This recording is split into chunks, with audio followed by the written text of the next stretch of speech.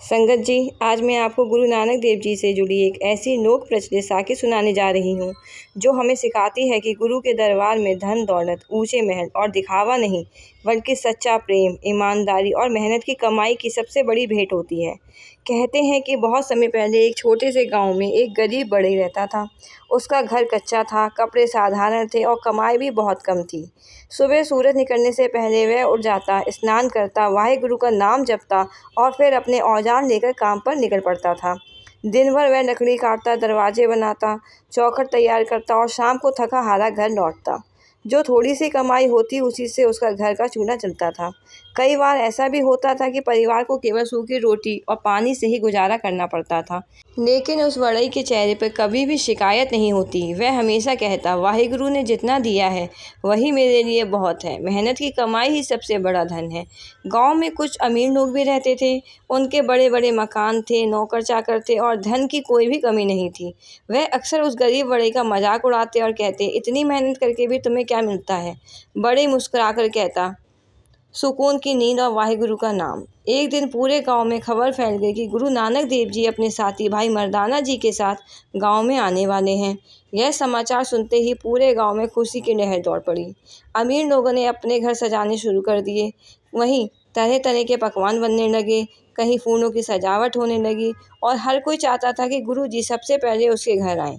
उधर गरीब बढ़ई अपने छोटे से घर में बैठा सोच रहा था, मेरे पास तो गुरु जी के स्वागत के लिए कुछ भी नहीं है, लेकिन यदि वह मेरे घर आ जाए तो मैं अपनी मेहनत की सूखी रोटी भी प्रेम से अर्पित कर दूंगा।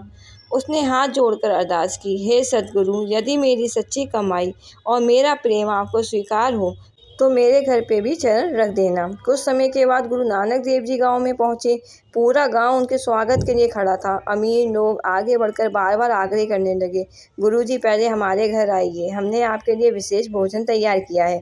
गुरुजी उनकी बातें सुनते रहे, फिर मुस्कुराए और बिना कुछ कहे उस गली की ओर चल पड़े जहाँ वह गरीब बढ़ई रहता था। गाँव वाले आश्चर्य से एक दूसरे का मुँह देखने लगे।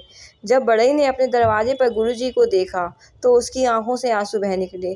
उसने तुरंत चरणों में माथा टेका और विनम्रता से अंदर आने की प्रार्थना की। उसके घर में न सोने की थाली थी, न चांदी के बर्तन। उसने मिट्टी के बर्तन में रखा साधारण भोजन और ताजी बनी रोटी बड़े प्रेम से गुरु जी के सामने रख दी। गुरु नानक देव जी ने अत्यंत प्रसन्न होकर वह भोजन स्वीकार किया। भोजन के बाद गुरु जी ने वहां उपस्थित लोगों से कहा, जिस भोजन में मेहनत की कमाई, सच्चाई और प्रेम मिला हो वह प्रभु को सबसे अधिक प्रिय होता है। यह वचन सुनकर गांव के लोगों का सिर श्रद्धा से झुक गया। उन्हें समझ आ गया कि गुरु जी की नज़र बाहरी वैभव पर नहीं बल्कि मन की पवित्रता पर होती है। उस दिन के बाद गांव में बड़ा परिवर्तन आया। लोगों ने मेहनत की कमाई का सम्मान करना शुरू किया, गरीबों की सहायता बढ़ी और अहंकार कम हो गया और नाम सिमरन का वातावरण भी बनने लगा। इस साखी से हमें यह शिक्षा मिलती है कि मेहनत की कमाई सबसे पवित्र कमाई होती है और गुरु के दरबार में प्रेम और विनम्रता ही सबसे बड़ा धन है। दिखावे से नहीं, सच्चे मन से की गई सेवा स्वीकार होती है। जो व्यक्ति ईमानदारी का मार्ग अपनाता है उस पर गुरु की कृपा हमेशा बनी रहती है। अगर आपको ये साखी अच्छी लगी तो कमेंट में ज़रूर बताएं। वाहिगुरु जी का खालसा, वाहिगुरु जी की फतेह।